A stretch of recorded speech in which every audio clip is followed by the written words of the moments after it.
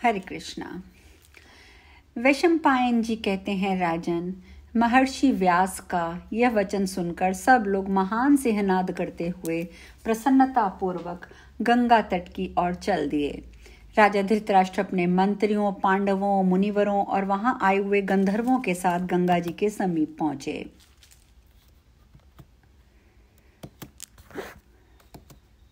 क्रमशः वह सारा जनसमूह गंगा तट पर जा पहुंचा और सब लोग अपनी अपनी रुचि और सुख सुविधा के अनुसार जहां तहां ठहर गए। बुद्धिमान राजा धृतराष्ट्र स्त्रियों और वृद्धों को आगे करके पांडवों तथा सेवकों के साथ अभिस्थान पर ठहरे। मृत राजाओं को देखने की इच्छा से वे सभी लोग वहां पर रात होने की प्रतीक्षा करते रहे। अतः वह दिन उनके लिए 100 वर्षों के समान जान पड़ा, जो धीरे धीरे बीत गया। तदंतर सूर्यदेव परम पवित्र अस्ताचल को जा पहुंचे। उस समय सब लोग स्नान करके सायंकाल उचित संध्यावादन आदि कर्म करने लगे। इस प्रकार श्री महाभारत आश्रम वार्षिक पर्व के अंतर्गत पुत्र दर्शन पर्व में सबका गंगा तीर पर गमन विषयक 31वां अध्याय पूर्ण हुआ। वैशंपायन जी कहते हैं, जन्मेजय, तदंतर जब रात होने को आई तब जो लोग वहां आ गए थे वे सब सायंकालोचित नियत कर्म पूर्ण करके भगवान व्यास के समीप जा बैठे। पांडवों सहित धर्मात्मा धृतराष्ट्र पवित्र एवं एकाग्रचित होकर उन ऋषियों के साथ व्यास जी के निकट जा बैठे। कुरुकुल की सभी स्त्रियां एक साथ हो गांधारी के समीप जा बैठी और नगर और जनपद के निवासी भी अवस्था के अनुसार यथास्थान विराजमान हो गए। तत्पश्चात महातेजस्वी महामुनि व्यास जी ने भगीरथी के पवित्र जल में प्रवेश करके पांडवों तथा कौरवों सब लोगों का आवाहन किया। पांडवों और कौरवों के पक्ष में जो नाना देशों के निवासी महाभागी नरेश योद्धा बनकर आए थे, उन सब का व्यास जी ने आवाहन किया। जन्मेजय, तदंतर जल के भीतर से कौरवों और पांडवों की सेनाओं का पहले जैसा भयंकर शब्द प्रकट होने लगा। फिर तो भीष्म, द्रोण आदि समस्त राजा अपनी सेनाओं के साथ सहस्त्रों की संख्या में उस जल से बाहर निकलने लगे। पुत्रों और सैनिकों सहित विराट और द्रुपद पानी से बाहर निकल आए। द्रौपदी के 5 पुत्र अभिमन्यु, राक्षस घटोत्कच, वे सभी जल से प्रकट हो गए। कर्ण, दुर्योधन, महारथी शकुनी, धृतराष्ट्र के पुत्र महाबली दुशासन आदि, जरासंध कुमार सहदेव, भगदत्त, पराक्रमी जलसंध, भूरिश्रवा, शल, शल्य, वृषसेन, राजकुमार लक्ष्मण, धृतराष्ट्र के पुत्र शिखंडी के सभी पुत्र भाइयों सहित दृष्टकेतु, अचल, वृषक, राक्षस, अलायुद्ध, राजा वाहिक, सोमदत्त, चेकितान तथा और भी बहुत से क्षत्रिय वीर जो संख्या में अधिक होने के कारण नाम लेकर नहीं बताए जा सकते, सभी देदीप्यमान होकर शरीर धारण करते हुए जल से बाहर प्रकट हुए। जिस वीर का जैसा वेश, जैसी ध्वजा, जैसा वाहन था, वह उसी से युक्त दिखाई देता था। वहां प्रकट हुए सभी नरेश दिव्य वस्त्र धारण किए हुए थे। सबके कानों में कुंडल थे। उस समय वे वैर, अहंकार, क्रोध और मत्सर्य छोड़ चुके थे। गंधर्व उनके गुण गाते और बंदी जन स्तुति करते थे। उन सब ने दिव्य माला और दिव्य वस्त्र धारण कर रखे थे। सभी अप्सराओं से घिरे थे। नरेश्वर, उस समय सत्यवती नंदन मुनिवर व्यास ने प्रसन्न होकर अपने तपोबल से धृतराष्ट्र को दिव्य नेत्र प्रदान किए। यशस्विनी गांधारी भी दिव्य ज्ञान बल से संपन्न हो गई थी और दोनों ने युद्ध में मारे गए अपने पुत्रों तथा अन्य संबंधियों को देखा। वहां आए हुए सब लोग आश्चर्यचकित होकर एकटक दृष्टि से उस अद्भुत, अचिंत्य एवं अत्यंत रोमांचकारी दृश्य को देख रहे थे। वह हर्षोफुल नर नारियां भरा हुआ महान आश्चर्यजनक उत्सव कपड़े पर अंकित किए गए चित्र की भांति दिखाई देता था। भरतश्रेष्ठ, राजा धृतराष्ट्र मुनिवर व्यास की कृपा से मिले हुए दिव्य नेत्रों द्वारा अपने समस्त पुत्रों और संबंधियों को देखते हुए आनंद मग्न हो गए। इस प्रकार पुत्र दर्शन में भीष्म आदि का दर्शन विषयक 32वां अध्याय पूर्ण हुआ। वैशंपायन जी कहते हैं, क्रोध और मात्सर्य से रहित तथा पाप शून्य हुए वे सभी श्रेष्ठ ब्रह्म ऋषियों की बनाई हुई उत्तम प्रणाली का आश्रय ले वे एक दूसरे से प्रेम पूर्वक मिले। उस समय देवलोक में रहने वाले देवताओं की भांति उन सब के मन में हर्षोल्लास छा रहा था। राजन, पुत्र पिता माता के साथ, स्त्री पति के साथ, भाई भाई के साथ, मित्र मित्र के साथ मिले। पांडव महान धनुर्धर कर्ण, सुभद्रा कुमार अभिमन्यु और द्रौपदी के 5 पुत्र इन सब के साथ अत्यंत हर्षपूर्वक मिले।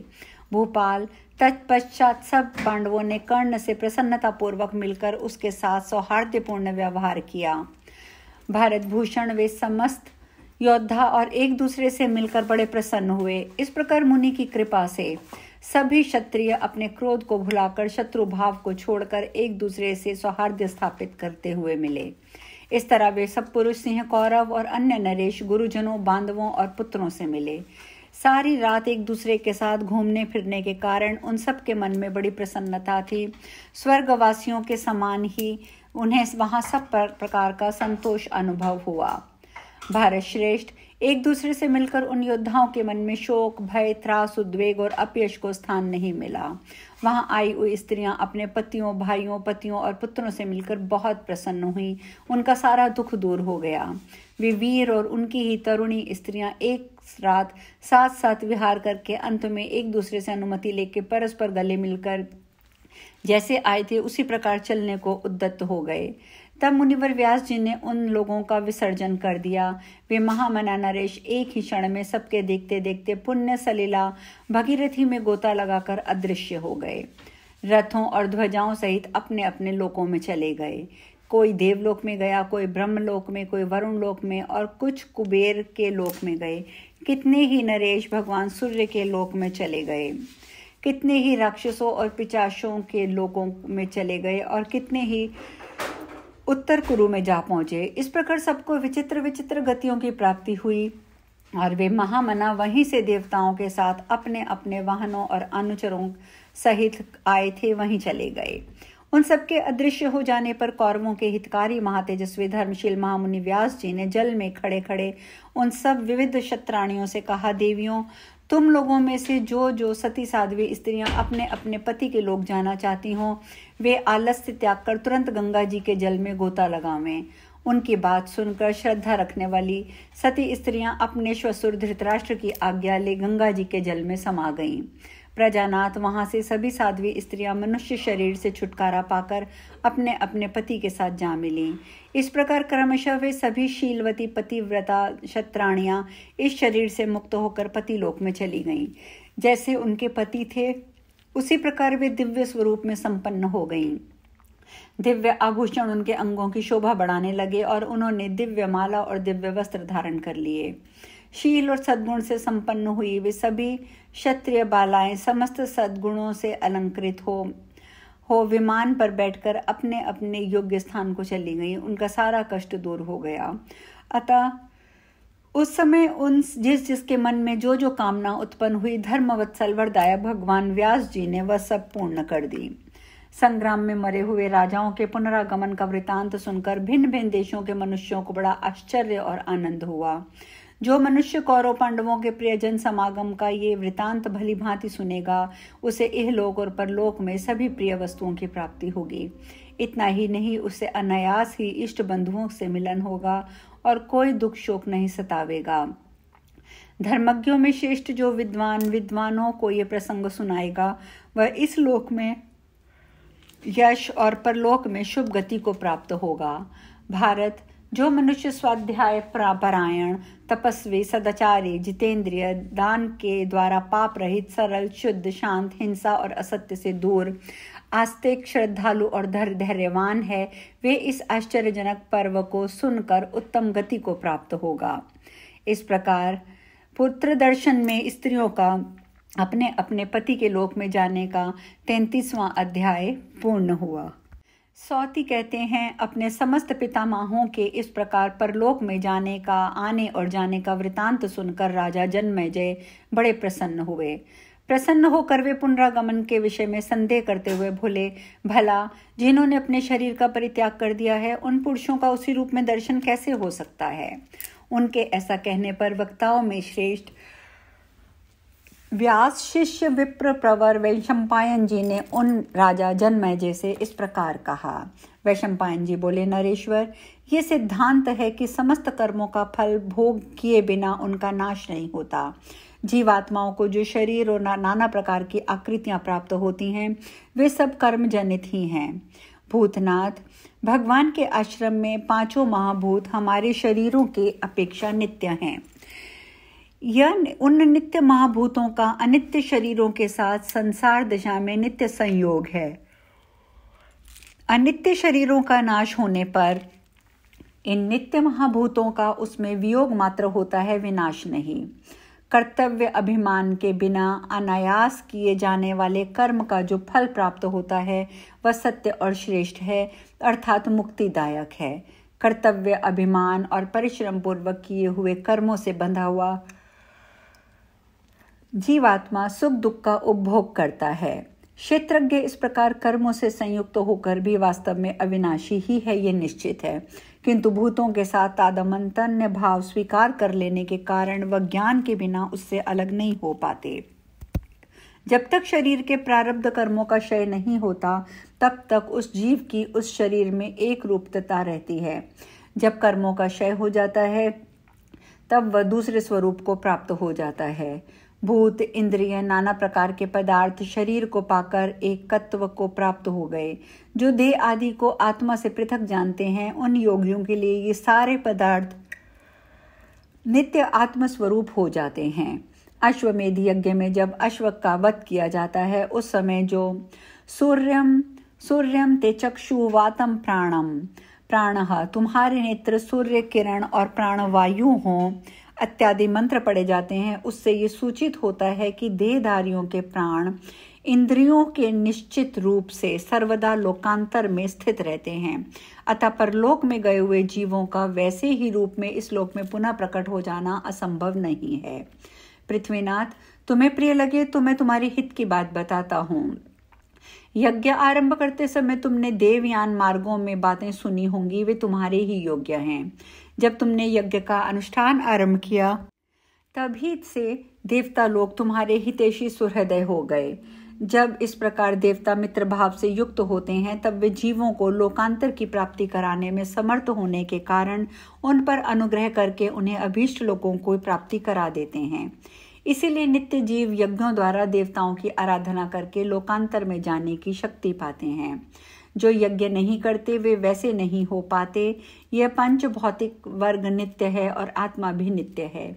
ऐसी दशा में जो मनुष्य उस आत्मा का अनेक प्रकार से देहों से संबंध तथा उनके जन्म और नाश से आत्मा का भी जन्म और नाश समझता है, उसकी बुद्धि व्यर्थ है।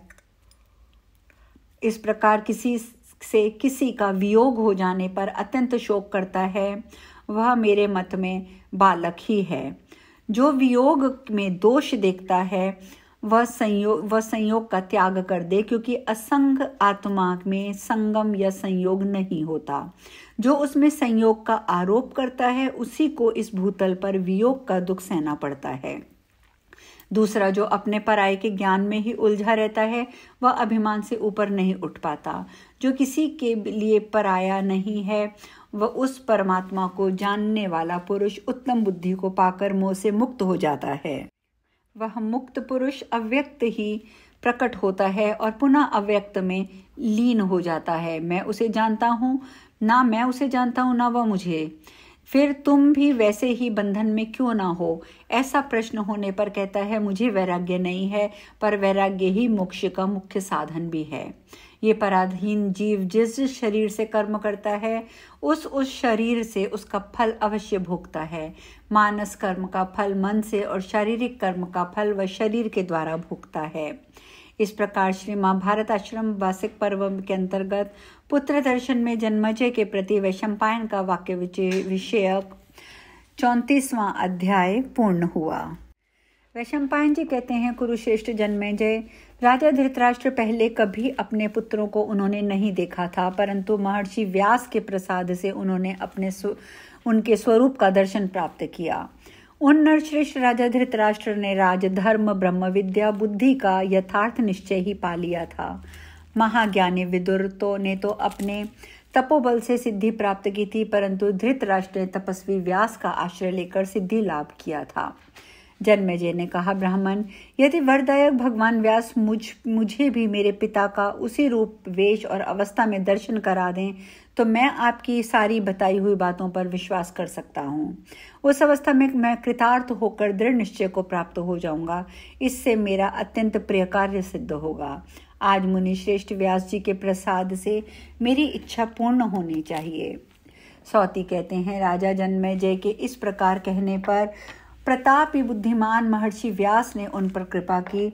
उन्होंने राजा परीक्षित को ही यज्ञ भूमि में बुला लिया। स्वर्ग से उसी रूप और अवस्था में आए हुए अपने तेजस्वी पिता राजा परीक्षित का भूपाल जन्मेजय ने दर्शन किया। उनके साथ ही महात्मा शमीक और उनके पुत्र श्रृंगी ऋषि भी थे। राजा परीक्षित के जो मंत्री थे उनका भी जन्मेजय ने दर्शन किया।